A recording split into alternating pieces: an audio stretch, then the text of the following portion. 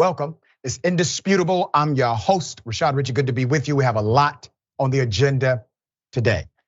Helping me break down news of the day, none other than Jordan Ewell.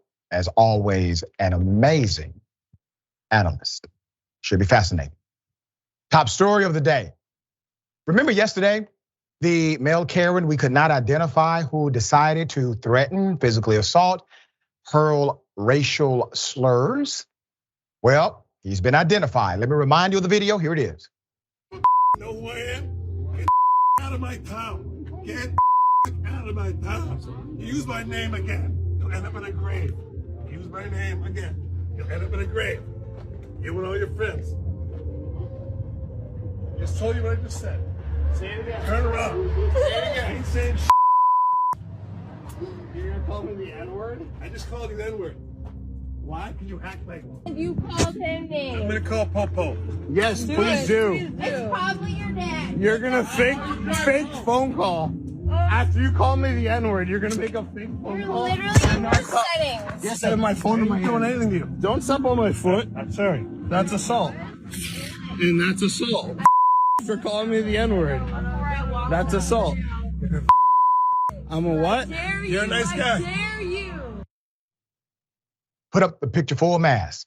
Looks like this individual has some connections to local law enforcement.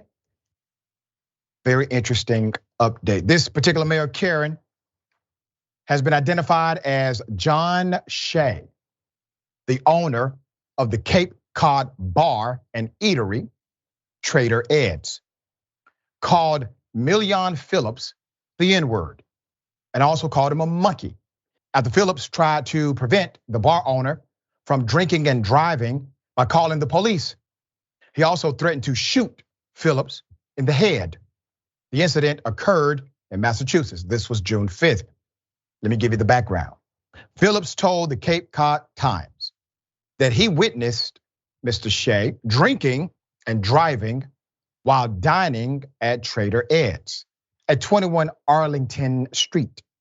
The 24-year-old said he saw the owner order a vodka drink and noticed that his car was parked sideways and running in the parking lot. When he and his friends left Trader Ed's, they called 911 to notify them about the drinking and driving before taking a car service to Embargo, a restaurant and live music venue located on 453 Main Street. About 40 minutes after arriving at Embargo, Phillips saw this same person walking in and dialed 911 again to notify them. The group then decided to leave. And while outside, they notified officers from the Barnstable Police Department who were on the scene to help another person, a woman who had fallen outside the restaurant. I just didn't want John Shea to hurt anyone, said Phillips. That was really the only reason I said something. About 10 minutes later, Mr. Shea confronted Mr. Phillips outside of Embargo as the group waited for their ride share, and that's when he called him the N-word. Phillips told WCVB Channel 5 Boston that Shea also called him a monkey and threatened to shoot him in the back of the head. Mr. Shea clearly holds power and leverage in what goes on in this town, said Galloway. It was absolutely heinous. The situation isn't a possible hate crime, it is a hate crime. There's more.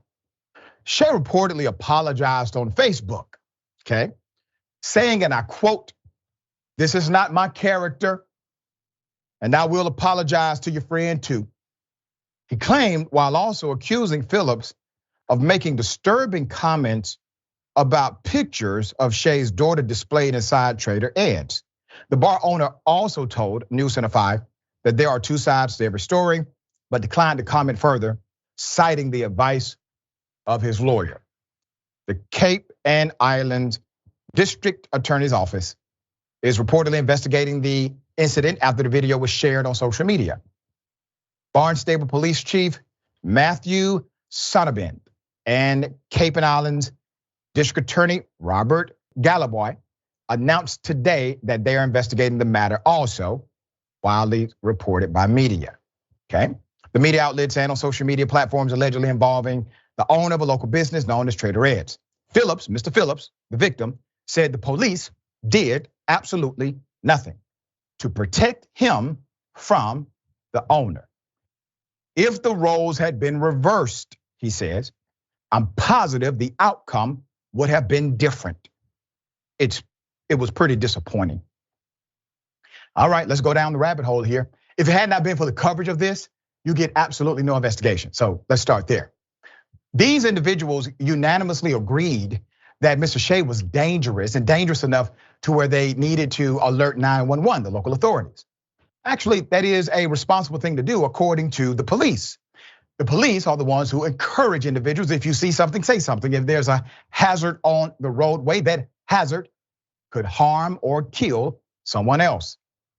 So they decide to engage in that particular operation, alerting 911 that there is an individual intoxicated, driving, and noticeably not able to do so.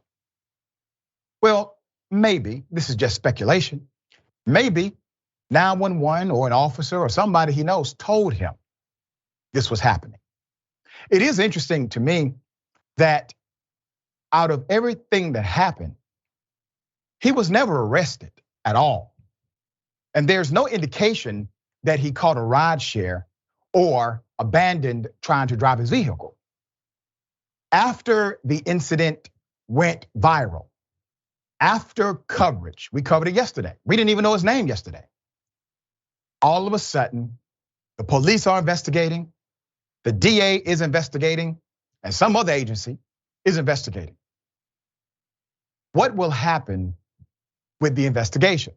Well, if we just stop paying attention, thinking an investigation is the goal or the victory, it goes away for Mr. Shea.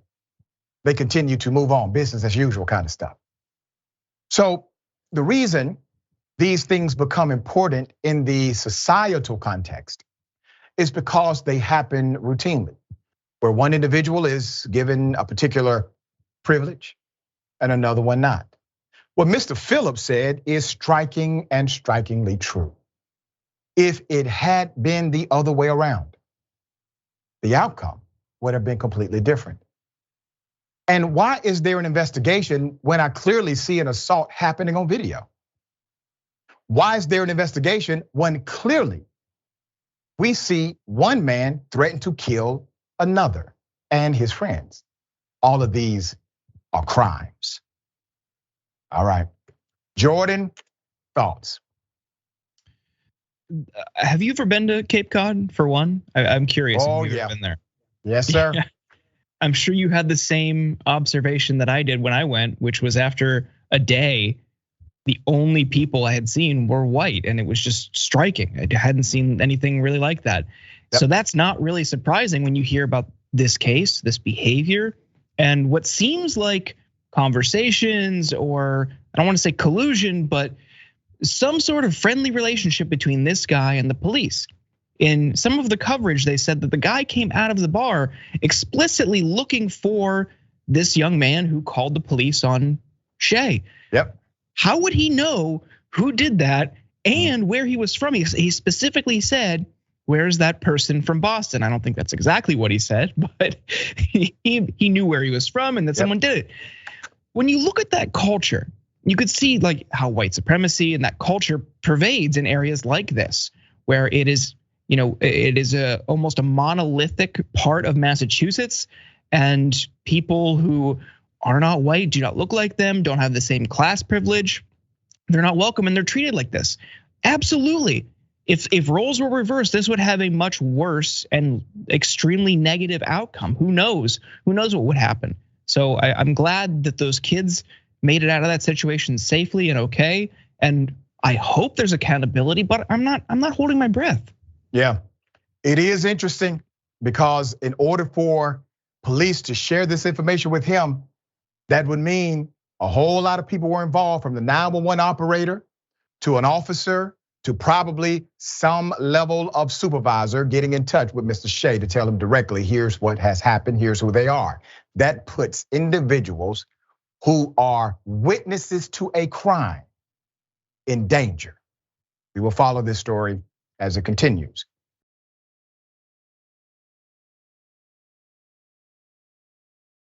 Mike damn Pence has decided, yes, he's running for president, but is he though? There's a super PAC who backs Pence. Well, it's pretty brutal what they're doing in the super PAC against Trump. But then Pence, who talks tough on one stage, talks not tough on another.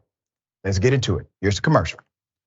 A president begging him to ignore the Constitution. A mob shouting for him to die. And an anxious nation watching for one man to do what's right. A weak man appeases a mob. A man of courage and character stands up to them. That day, one man failed the test of leadership, while another stood tall. And since then, this so-called leader has continued to abandon our conservative principles. Now, with a woke mob trying to take away our freedom, we need a president who won't flinch, who won't try to cut deals with our values. A president with the courage and the faith to lead us through turbulent times and keep America the beacon of freedom for all mankind. Mike Pence for president.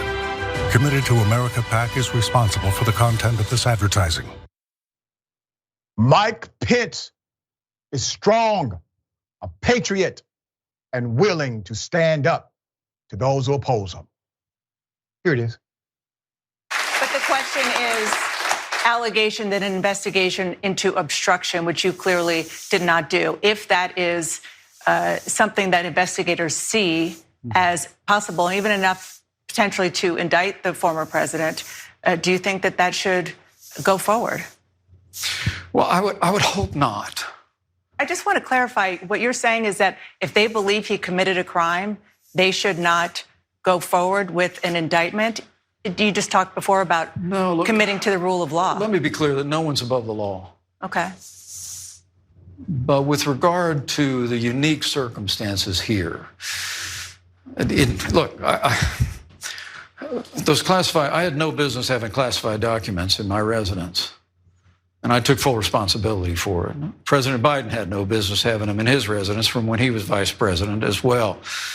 And the same with former President Trump. But I would just hope that there would be a way for them to move forward without the dramatic and drastic and divisive step of indicting a former president of the United States. Him scared. Think about the irony of this. Hey, Mike Pence, Donald Trump, the guy who tried to have you assassinated, that guy.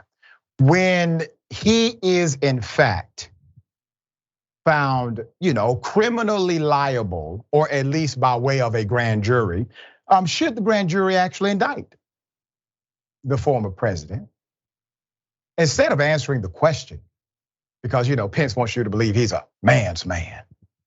Instead of just answering the question, he literally invokes that he is a criminal by saying, hey, I had classified documents in my residence and I did not have any business with them at my home. The man cited the law against himself rather than citing the law against the man he's running against. That wasn't the only irony. Here's another one. Sir, if Donald Trump is convicted of a crime and you're elected president, would you pardon him? Well, I don't want to speak about hypotheticals.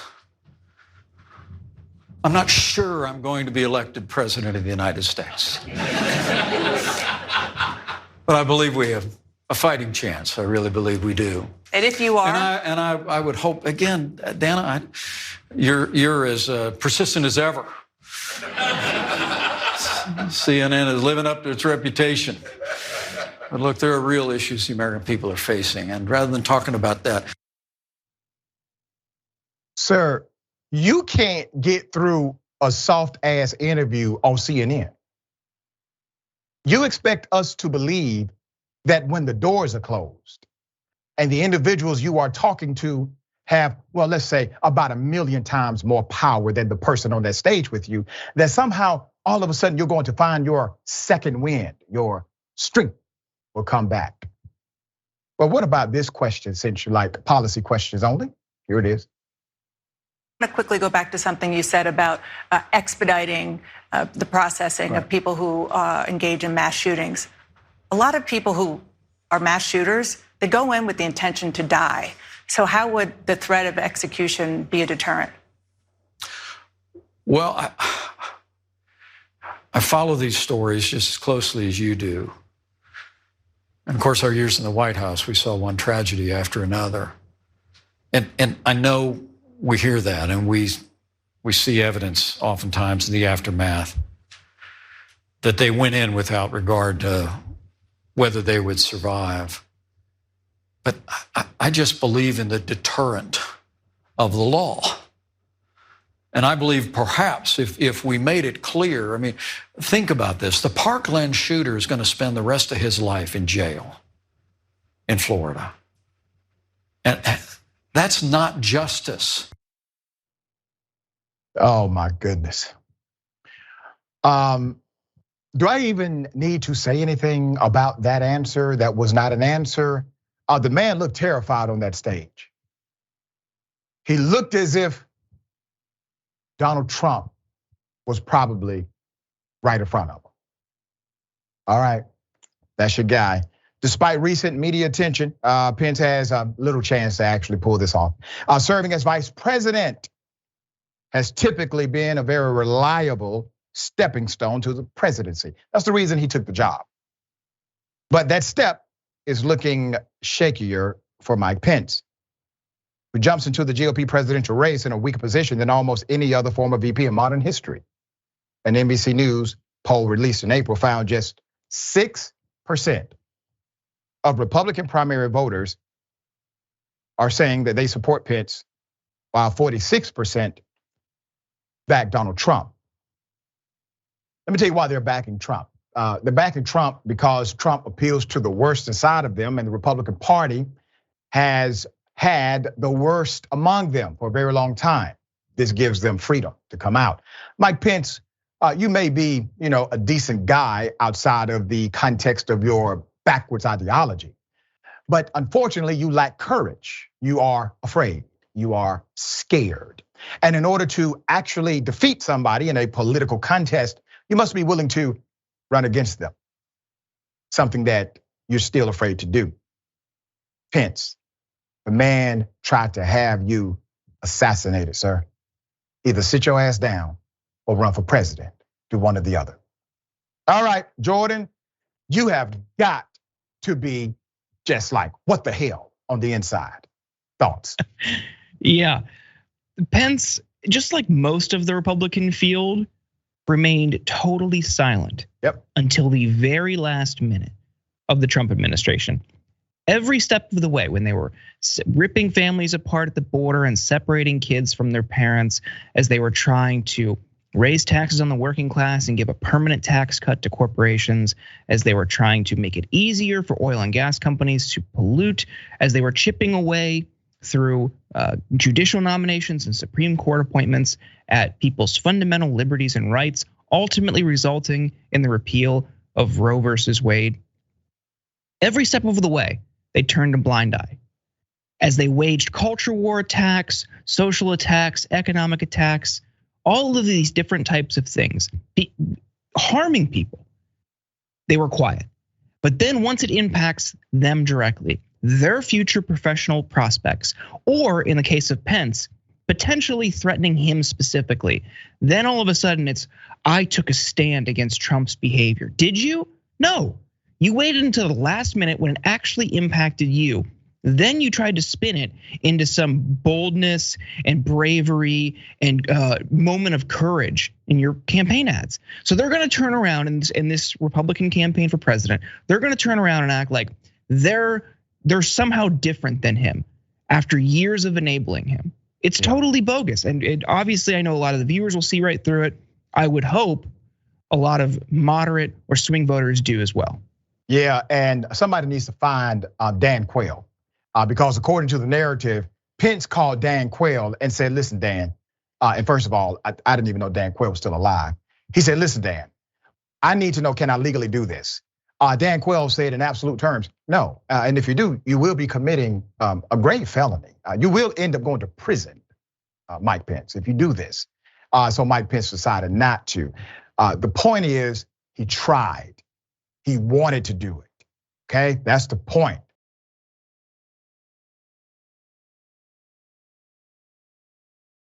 US Supreme Court says that Alabama illegally tried to stop, silence, limit the voices of Black voters by how they drew their lines. Let's put up the picture of the justices.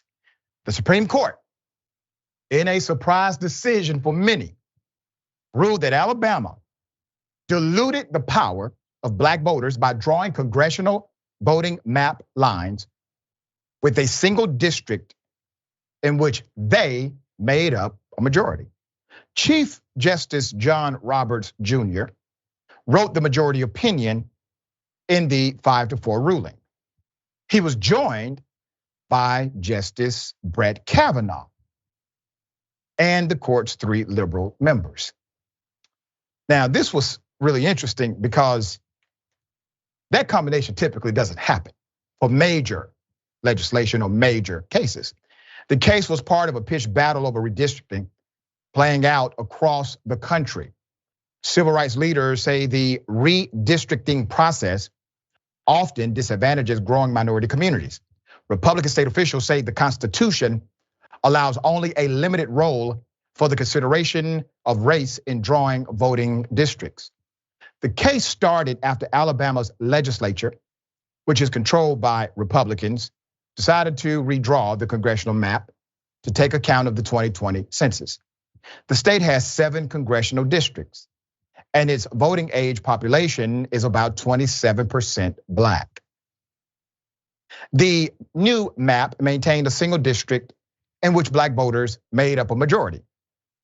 That district has long elected a Democrat, while the state's other 6 districts are represented by Republicans only. After Black voters and advocacy groups challenged the map under the Voting Rights Act, the landmark civil rights decision enacted in 1965 to protect minority voters, a unanimous 3-judge panel of the federal district court in Birmingham ruled the legislature should have fashioned a second district in which Black voters either comprise a voting age majority or something quite close to it. The panel found that voting in the state is racially polarized, and that it would be possible to draw a second reasonably configured district to allow Black voters to elect their favorite candidates. Last year, the Supreme Court temporarily blocked the lower court's ruling by a 5-4 decision, ensuring that the 2022 election would take place using the legislature's map, the one with the single district in which Black voters were in the majority.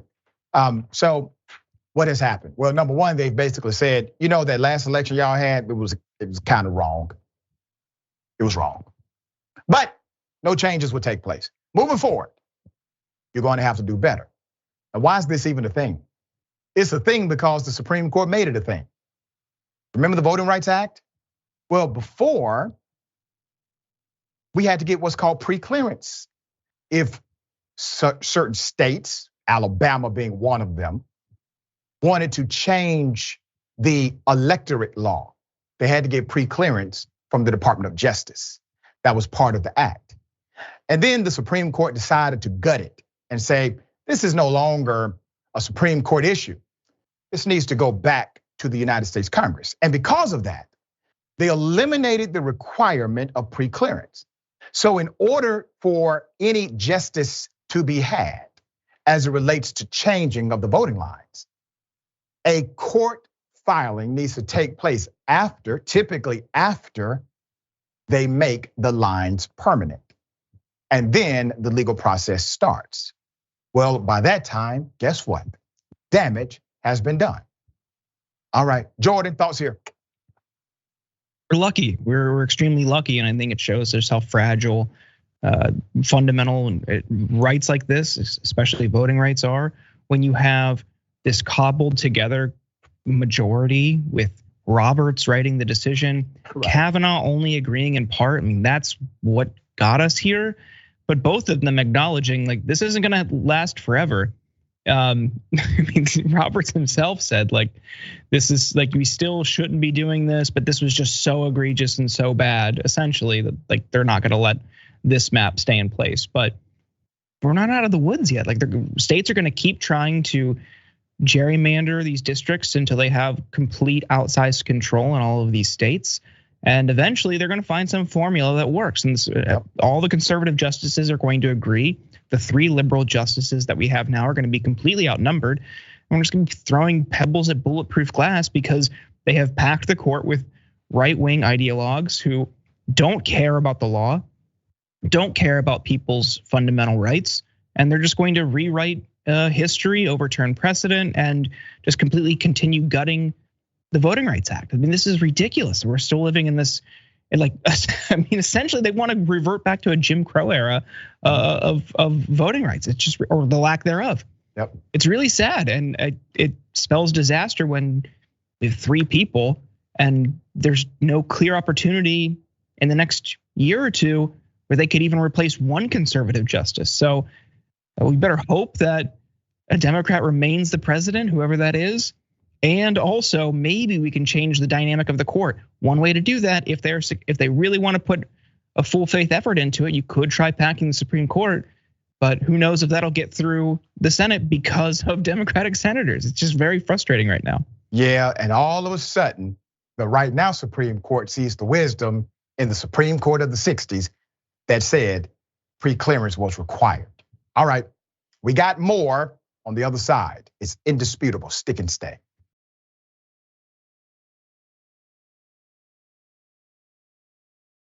All right, welcome back. We still have a lot of show left. Let me go to some of these comments. Very good stuff. All right. Jocelyn, as always, a good person tries to do the right thing, calls the police for everyone's protection, is berated by a racist piece of you know what, and the police do nothing. This is the norm, unfortunately. Well, it's norm when you have off-record connections. Yeah. Mo Fury, I don't want to talk about hypotheticals. What the hell else is a presidential hopeful going to talk about? Korean pie recipes. Yeah. Literally, you're right. They were talking about hypotheticals the entire time. Trista, Pence has mastered President Bush's cadence of speaking, looking real serious and caring, but while being a truly horrible person. All right, Gabby Mathis, welcome to Indisputable. Thank you so much for joining us. James Thompson, gifted 1 indisputable sub. Thank you for that. Donald Trump's 34 indictments. Member for 10 months. Thank you. Peace, love, and ice cream. Thanks for always bringing light to the stories that otherwise go untold. You are awesome. You are an awesome person, Doc. I'm just a guy. You're awesome. Iron sharpens iron. We appreciate your support. Tyler Hackner, gifted 1 indisputable membership. Thank you for that, Tyler. And Twitch. Interesting. All right. Dissident PM, 2 sides of calling someone the N-word. Get the out of here. Exactly. Like, sir, when your attorney told you to not say anything, that's what he was trying to avoid, what you just said. 2 sides to every story. All right. Ladies and gentlemen, I wish a Karen would. You want to call the police on them for having a barbecue on a Sunday. I feel free! Back off! I'm going to tell them there's an African-American man threatening my life. Please do it. Please do it. I swear to God I will. Throw it. Throw it. Throw it, please. I swear to God I will. Throw it. Shut up. No one is saying anything. You came over here to us.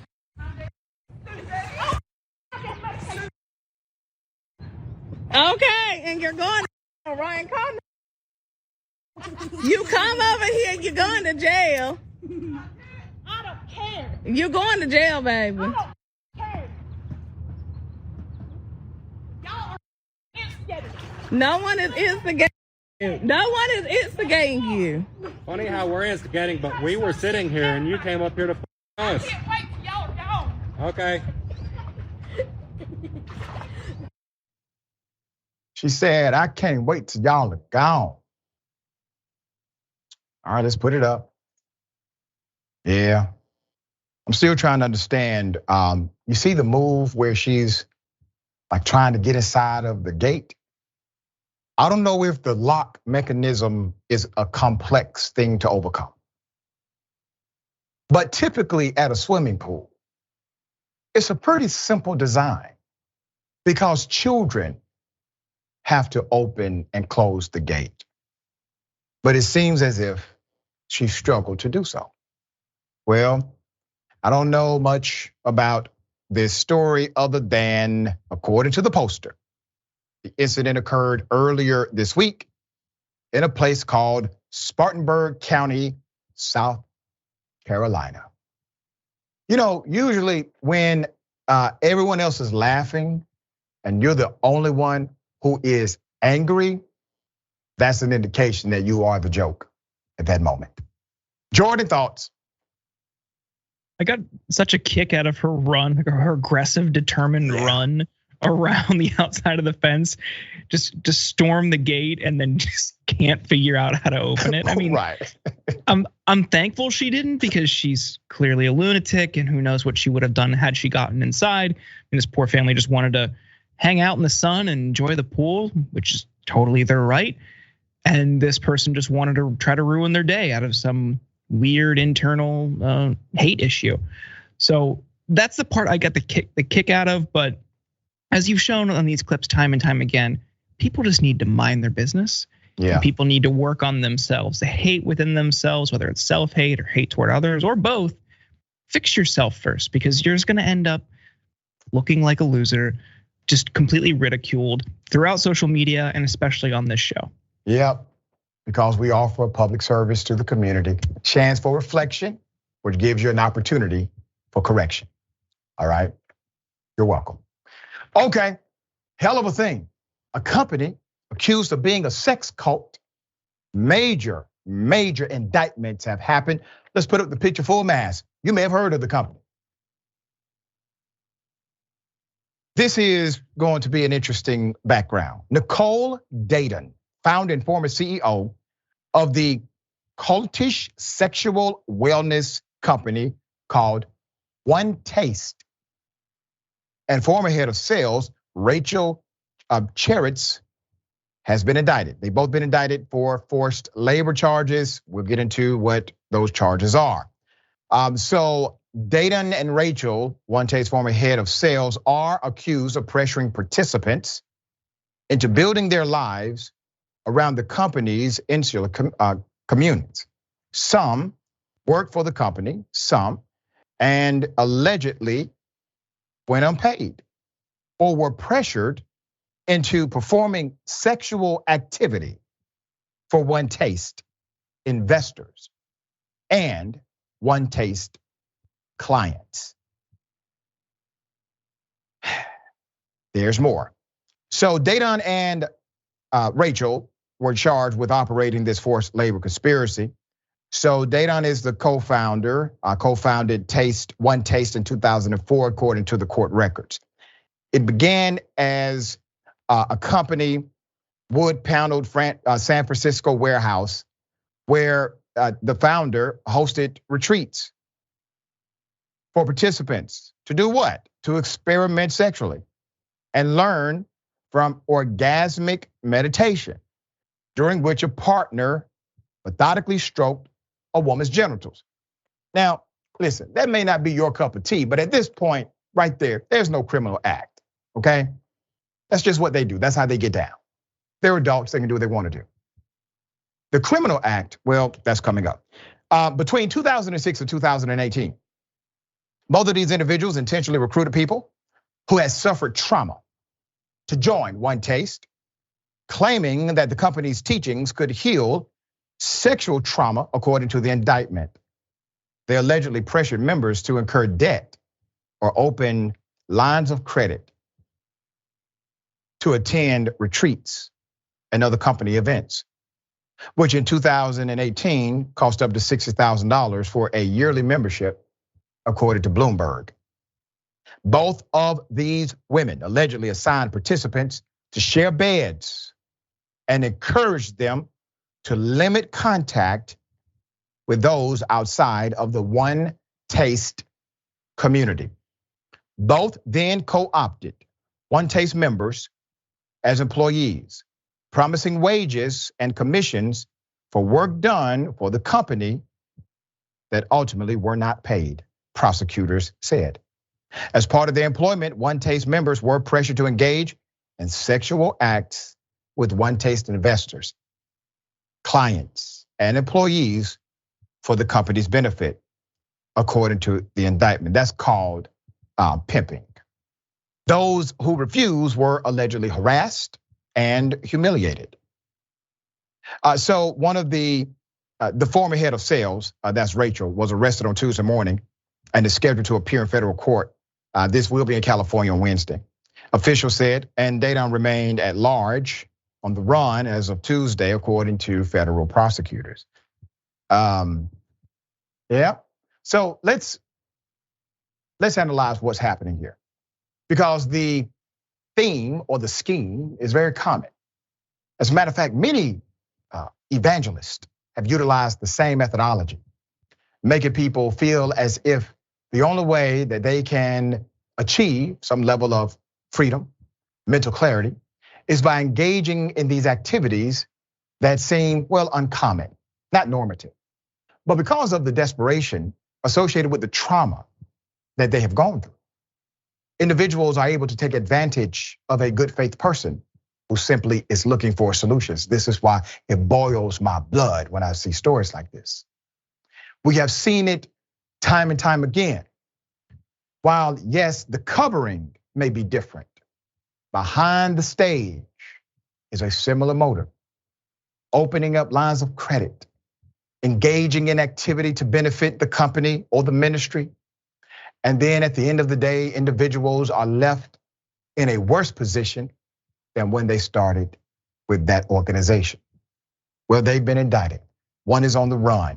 More indictments may even come. It is a sophisticated system if true, if all true. They were engaged in a sophisticated prostitution ring, forced human trafficking, human sex trafficking. That's what this is, in a sophisticated way, granted, but still evil as hell. All right, Jordan, thoughts on this? This is sick. I feel bad for the victims. You're saying, this is a pattern that a bunch of different industries or religions or cults, sometimes those terms overlap, all follow when they want to prey on people who are just seeking help. You see it in religion, you see it Scientology especially. They single out people who, through these initial tests, revealed that they have trauma or internal distress that they want to work through. Oh, what's the solution? Lo and behold, it's funneling every last dollar you have into this organization. And if you try to get out, they'll harass you, follow you, blackmail you, try to ruin your life so you're stuck there. This had like an Epstein feel to it too, with trying to gratify, if you will, investors. It was a mix of like a cult and a sex trafficking ring, just really, really seedy all around. Yeah. We will follow this, bring you the update. Guaranteed there will be many. We got more on the other side. It's indisputable. Stick and stay.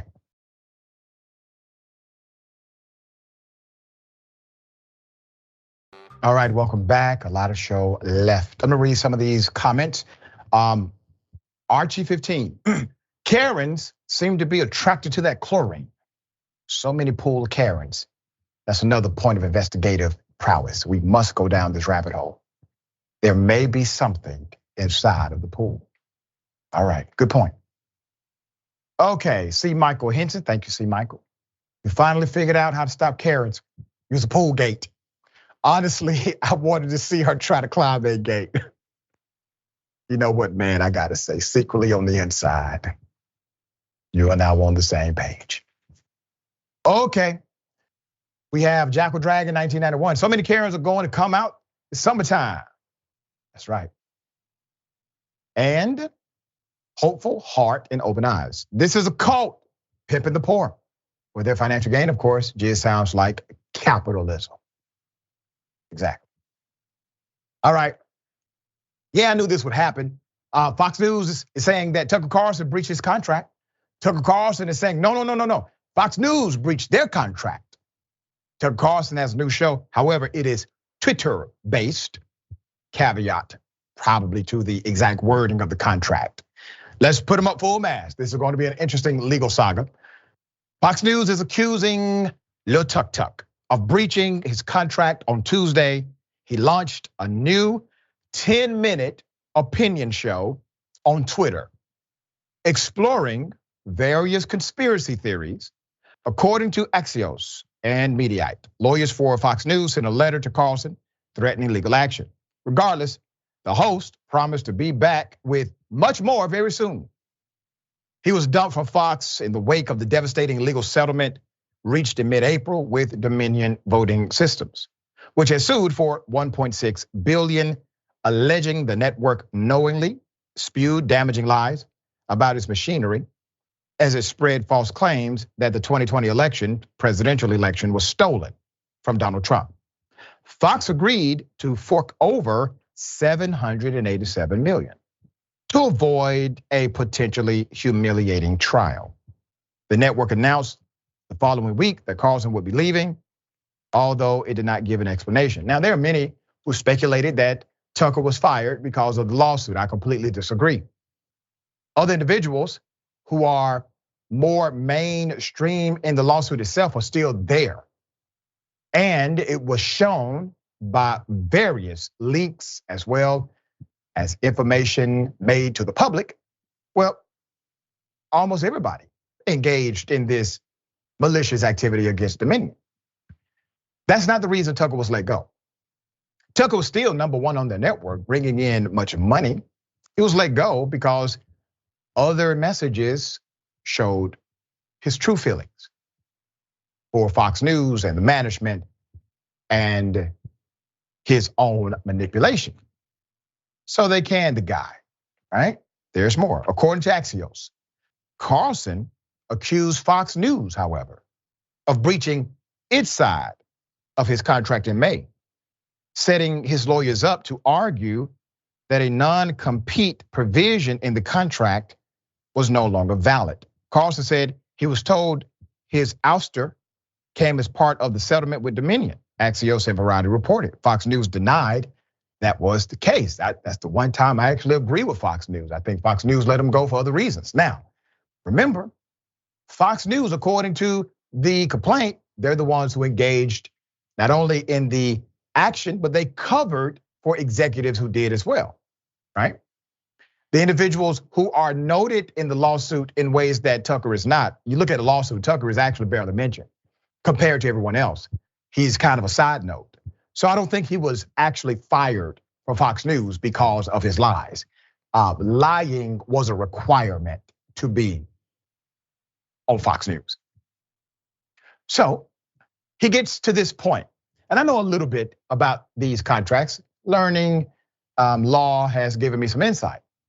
There's a four-corner rule in sophisticated contracts. Simply, whatever is within the four corners of that contract, that's what stays. You're not dealing with unsophisticated individuals who do not understand that rule. And so courts will interpret your contract in a more restrictive way, understanding that you had major firms who vetted these contracts, you hired these experts, what's in the four corners of these contracts cannot be disputed at all, whatever contracts they may have. So now you have one claiming, well, Fox is in breach. Fox is saying, no, you're in breach. And likely this is going to come down to what's in the four corners of the contract. How did they provide the non-compete clause? Does it say broadcast media? Does it say he cannot participate in cable broadcast media? Well, that may be a problem for Fox News because Twitter is not considered that. All right, going to be interesting. No matter what, Lil Tuk Tuk will continue to lie. All right, that's the bottom line. Jordan, thoughts here? Yeah, it's still really surprising that they let him go because he was Fox's golden boy for years. Even as he lost hundreds of advertisers in 2018 and 2019 because of his vile, racist, anti-immigrant, sexist, whatever language. I mean, all of these, he checked every box. Yeah. They still held on to him. They took a loss on that show. Primetime is his hour was one of the most valuable hours for advertising dollars. And even when nobody was advertising, they held on to him. So I think your point is right. It was something beyond the impact that him or his show had on the network financially, which is really funny. It shows how petty they are. And you can see that in the reaction because they took the setback that they built for him at his home.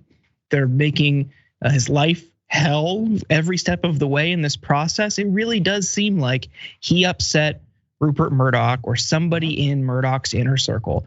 And now they're just trying to twist the knife. It's been really funny to watch. And I just hope everybody loses in the process. That's right. Let the games begin, as they say.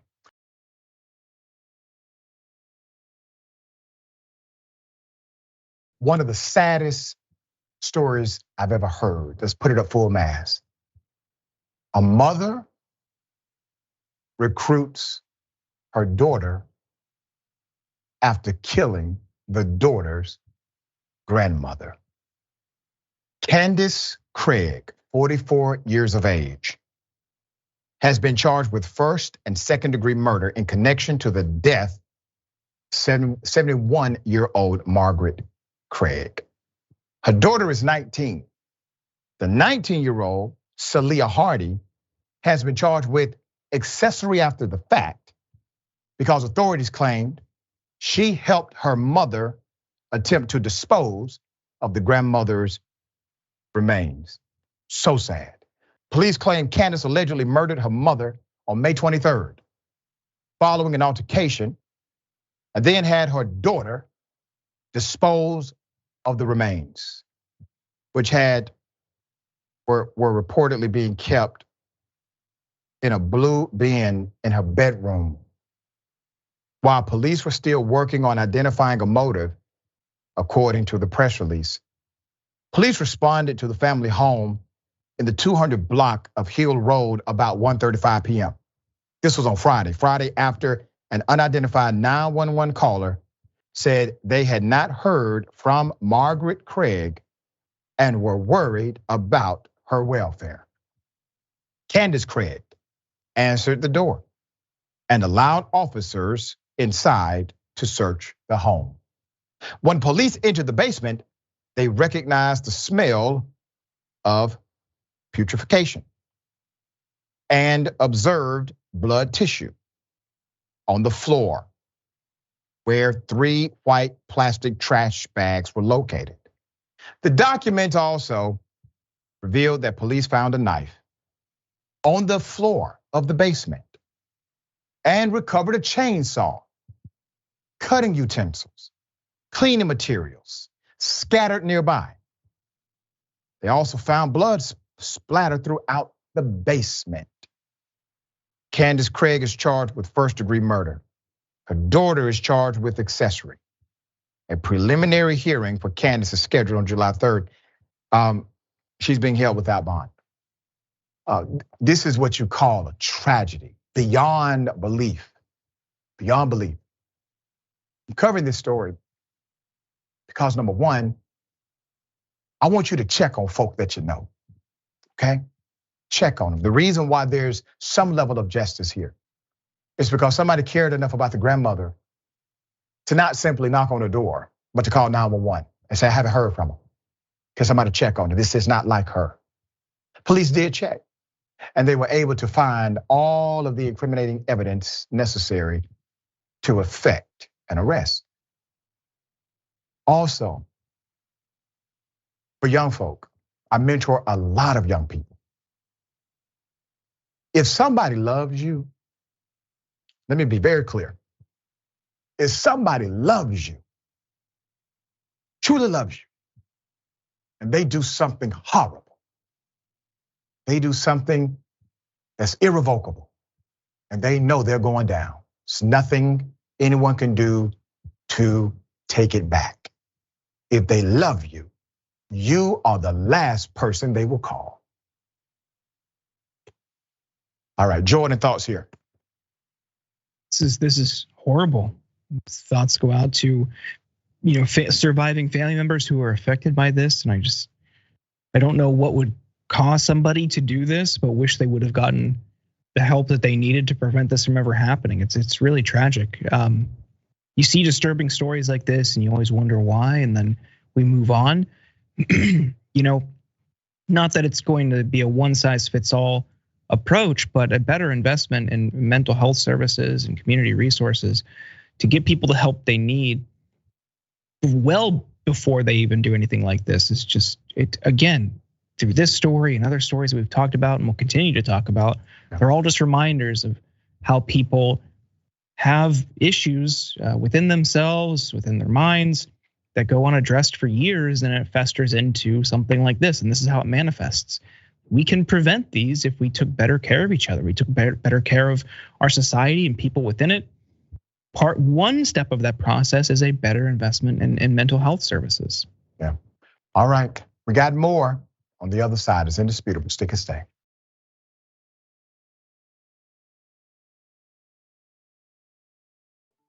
All right, welcome back. Got a lot of comments. We'll read as many as I can.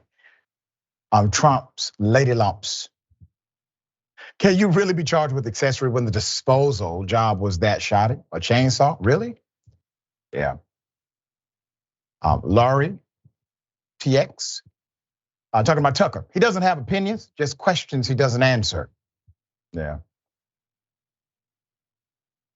YouTube member. Carolyn Gunter, welcome to Indisputable. Thank you so much for joining us. And one more, we're gonna go to Twitch. All right, Hunger Games _1989. I don't think the Dominion lawsuit was what officially got him fired, but I think it was part of the reason. But there is something bigger that we don't know about that was the official nail in his coffin. I agree. I don't think we know fully all of it, but there's something else here I definitely imagine. Okay, what if I told you? What if I said to you, at a funeral where a 10-year-old is being laid to rest because she was killed in a drive-by shooting, the funeral director, the one who owned the company, ends up shooting individuals at the service? Put it up full mass. It's a damn shame. Funeral service director Wilson Chavis was charged Wednesday in the fatal shooting of Mr. Ronald Banks.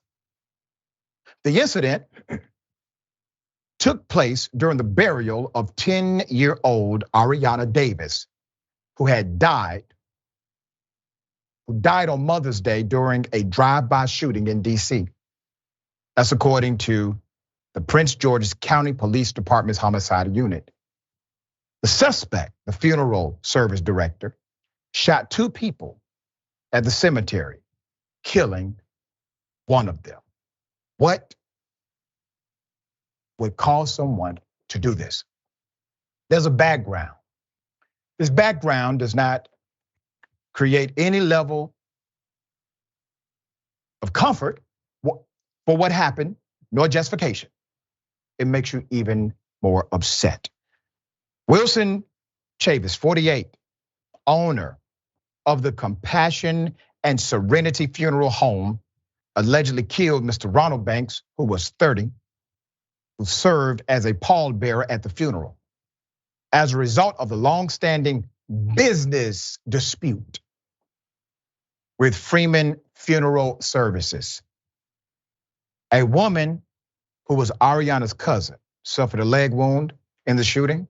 The girl's mother, Antoinette Belk, told the news outlet. Chavis of Hughville, Maryland, has been charged with first and second degree murder and also attempted murder. That's according to the county police. Let me give you the background according to the report. Chavis was setting up the funeral and confronted 2 individuals affiliated with a second funeral service company with which Chavis has a long-standing business dispute. Several funeral attendees became upset with Chavis and confronted him over his behavior.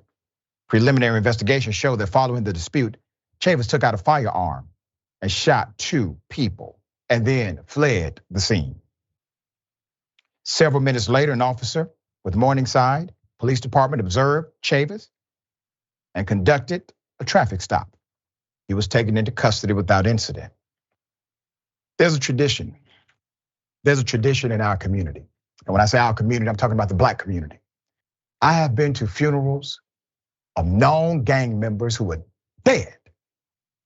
rival gang members paid their respects. And nothing happened adverse at that funeral. Not one child, not one mother, not one grandmother, not one auntie was afraid, because we have a tradition. Whatever the dispute may be, when we are in that place of vulnerability, when a family is grieving, don't come here with that. Mama, tell you quickly, do not come here with that. But this business owner to violate this family suffering by killing another human being while they are laying to rest a 10-year-old child, brother, you deserve to be exactly where you are. There are ways to handle business disputes without going to that level. Your job as a funeral director is a very, very important job, because you basically become the de facto psychologist, the comfort, the guide for people who are suffering. And for you to step out of that role, to literally become the angel of death for that family, I have no remorse for you, sir, at all. All right, Jordan, thoughts here? Yeah, this is absolutely tragic. A 10-year-old taken way too soon by gun violence, has her funeral disrupted by gun violence. And I can't help but observe the irony in the name. What was it? Comfort and Serenity Funeral Services. Yep. And the guy kills someone. It's just ridiculous. It's very unsurprising that he would have a business dispute with another company. We really need to do something about guns in our society when it's so prevalent that it's happening in every possible area, every possible event. People are living under the constant threat of gun violence when they leave their homes. For some, it's even in their homes. The proliferation of guns in this country has been out of control for years, and nobody wants to do anything about it. There's some in Congress that want to do something about it, but they can't, because the NRA and the gun lobby has such a stranglehold over our elected officials and lawmakers that nothing meaningfully can be done. You think back to Sandy Hook when they tried to implement some reforms after a elementary school classroom was massacred, and you can't do it after that. If you can't do that, then you can't do it ever. And it's really, really sad, because we're going to see more stories like this, more childhood deaths of gun violence and funerals for them being disrupted by more gun violence. It's a terrible cycle. Horrible cycle. But we continue to push back. We continue to provide transparency. The deadly mass shooting outside a high school graduation ceremony in Virginia. 2 people were killed, 5 others shot, and at least a dozen injured. A suspect is in custody, and Faith Abube is in Richmond with the latest. Good morning, Faith. Good morning to you, Robin. Investigators are still trying to determine what led to this deadly mass shooting, but they described the scene as absolute chaos, mayhem. Hundreds of people were inside this park celebrating, taking photographs, and then over here, other graduates and their loved ones were walking out of a graduation ceremony when suddenly gunshots rang out. This is the moment a barrage of gunfire pierced the celebration. Outside a high school graduation near the campus of Virginia Commonwealth University in Richmond. Sending multiple units to the area. All traffic stand by. Overnight, police confirming 2 people were killed. A family member telling ABC News they were father and son. 18-year-old Sean Jackson and his father Renzo Smith there to celebrate his son crossing the stage with his diploma just minutes earlier. Jackson's younger sister, 9 years old, was hit by a fleeing car and is recovering in a wheelchair. A graduation. Graduations are holidays, especially for Black folk. I attended my daughter's graduation a few weeks ago. I could not have imagined something like that happening on that day. Let's put it up full mass. There's this sentiment from politicians that it is okay to violate rights when they are able to reach a particular outcome. I will give you an example. The mayor of New York has decided to bring back stop and frisk. Wholly unconstitutional. But they believe the methodology would justify the outcome. They are incorrect. But when children get killed, don't talk about rights. Don't talk about gun reform, which is within the context of legality and rights. Don't you dare even bring it up. All of a sudden you politicize. You see, they're willing to hold on to their politics and their rights when it suits them, but change the narrative when it doesn't affect them, at least according to them. Put up the picture full mass again. The suspect is in custody, 19-year-old Mary Ty John Pollard. In custody connected to the shooting, which unfolded in a park on Tuesday after a high school graduation ended in a nearby theater. Pollard watched the graduation ceremony, after which it appears he went to his car to get a handgun and then returned. Pollard then killed high school graduate Sean Jackson, 18, killed his father, Renzo Smith, 36. Pollard and Jackson knew each other, had an ongoing dispute, according to Richmond police. This was targeted at one individual, he said. But see, 5 people were shot. 5 people were shot. They are going to survive. 4 adults and a 14-year-old child. One victim, 31-year-old, is in the hospital, life-threatening condition, while the other 4 suffered non-life-threatening injuries. Several others suffered various injuries in connection to the shooting, such as Jackson's 9-year-old sister, who was hit by a car and hospitalized, non-life-threatening injuries. 2 people were treated for falls and 9 people were treated for anxiety and minor injuries at the scene. Pollard made his first appearance in court on Wednesday, where he was charged with 2 counts of second-degree murder and held without bail. He's due back in court June 21. He will face the music. He will face the judicial system. But here we are again. You know, access matters. That's why we have things like locks on doors. If somebody wants to come and, rob your home, they can still kick it in, right? Does that mean you leave your door unlocked? Do you leave your door open? Do you make it easier for them? Of course not. Because we understand that the very barrier of a lock can alert you so that you know that there's danger inside of your home, and that split second may make a difference in life or death. Barriers are important. But instead, the right would tell you, oh, they want to kill you, they'll kill you anyway. Oh, if they want to do it, they're going to do it anyway. Well, think about this. Think about 18-year-olds who went out and bought a gun legally, shot somebody. What if they had to wait until they were 21? Do you think they're thinking the same way at 21 as they were at 18? Access matters. All right, Jank, thoughts here. Yeah, so unfortunately, I'm not overly surprised, and that is very unfortunate. But these kind of shootings are coming to a neighborhood near you. I've been saying that for years now, and unfortunately, I've been proven correct over and over again. Now we have more than one mass shooting per day now. We have more than 1 gun per person in America. That means over 300 million weapons. We're awash in a sea, an ocean of weapons. Does it make a difference? Of course it does. The more guns you have, the more gun homicides, the more gun suicides that you have per country. The amount of mass shootings we have is record-breaking, unprecedented in world history. The OK Corral shootout only got 2 people killed. It would be considered a minor event. It would not be reported in today's news. Right. The entire country has become the wild, wild west. And 97% of Americans want universal background checks, and we can't even get that. It is the bare minimum. And it's because our politicians don't represent us at all. They represent gun manufacturers and any donor that'll buy them off. That's right. And that's why getting money out of politics basically resolves much of the issue you currently see.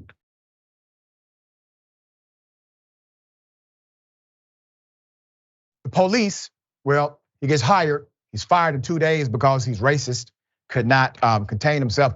They actually should have known based on his history. Let's put it up full mass.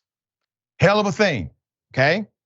Chaz Foy, an Indiana police officer was fired after just 2 days on the job when a pair of racist Facebook posts resurfaced, posted by him.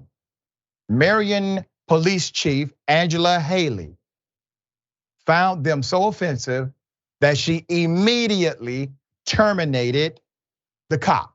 Good for her. That's called leadership. In a statement, she says, "I do not condone this type of behavior and will not tolerate it." End quote. Both posts were made actually prior to him joining. You see them there. So these posts were made prior to him joining the Marion PD. One post included an image, former Minneapolis police officer Derek Chauvin kneeling on the neck of George Floyd, was captioned with gas hitting 489 and climbing, let's all take a moment to appreciate better times, he said. Another showed a cartoon image of a black man that read Martin Luther King. Okay, now let's keep those up for a minute. To the chief, I really do appreciate your leadership. I know that you're not in charge of going through the profile of an individual who applies for the job. I know that. But I also know that if you had a policy that required it, this may not have been a hire in the first place. Likely no harm done here. He was only employed for 2 days, likely not even on the beat yet. But in the future, let this be a reminder. You gotta investigate cops thoroughly, including social media posts when hiring them, because it could give you a good indication of what they actually believe. Jordan, this is one of those situations where the police chief actually did catch it early, and the police chief did move in the direction that we all say needs to happen quickly. You fire the person right away. You already know what's about to happen if you keep them on board. So I'm glad that happened. Now, would that have happened if, let's say he was there for 2 years, 5 years? Don't know, because all of a sudden you have a buddy-buddy system. All right, nobody knew this clown. So it was easy for them to let him go. But here's the win. The win is do it in advance. Do it in advance. Make sure the investigation requires a thorough assessment of not only your policing background and criminal background and education background, but also your social media background, because it is a permeation of your thinking. What say you? Totally agree. First of all, I'm surprised this happened just because it's such a rarity. It is. I think you hit the nail on the head. If this was 2, 5, 10 years down the line, I can't imagine this would have happened. That's just the way the police unions operate and protect themselves and their own, right? They block any investigations, they slow down any accountability or totally block that altogether. They would all know him and look out for him because maybe in the past he looked out for them. 2 days, it's like, okay, yeah, who is this guy? So, right. Totally agree. Yeah, that it might be different, but yeah, I don't see any harm in looking into a potential cop's social media history, just as you would in many other job applications and job vetting processes. As we've seen time and time again, there are cops who espouse racist beliefs or even linked to white nationalist and white supremacist groups. Look into their social media history. I think it only makes things better. Not that it's going to completely eradicate any sort of problem of police brutality in police departments, but it's one step, so take it. There you go. Well said. Some companies are now actually working with cops to clean up their social media background. So that's there too, unfortunately. All right, we got more on the other side. It's indisputable. Stick and stay.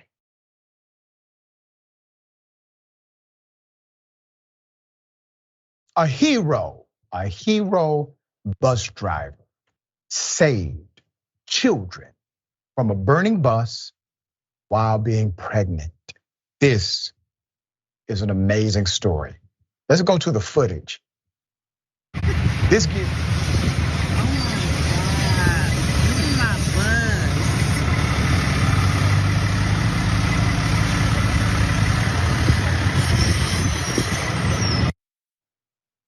Put up a picture of the absolute courageous individual. Munich Williams, pregnant school bus driver in Milwaukee, saved 30 children from a bus fire. 30. Williams said, and I quote, "I just feel like I had to stay calm like with my job, to stay calm. I'll give you the background of the incident you just saw. Ms. Williams says her route on Wednesday started off normal when she noticed a strange odor and smoke growing. She says they were just a few blocks from their destination, Milwaukee Academy of Science. But Williams did not want to wait too long to stop.